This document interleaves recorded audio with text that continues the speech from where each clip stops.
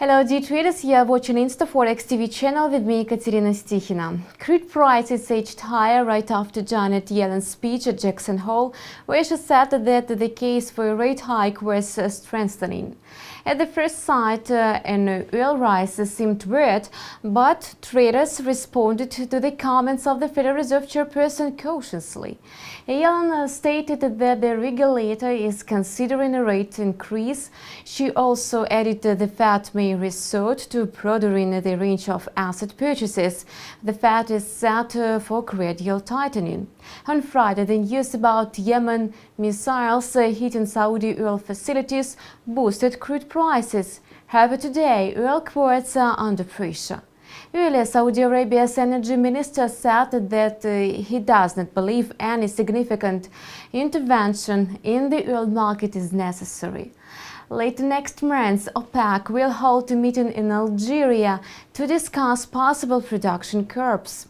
Brent crude is worth around $49.20 per barrel at the moment.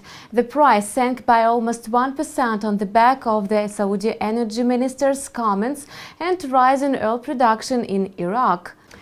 Iran also is adding to the overall pressure on crude prices. Last week, the country hinted at its readiness to cooperate in joint output freeze, but today Iran said it will only join the talks in case other crude-producing countries recognize its right to fully regain its market share.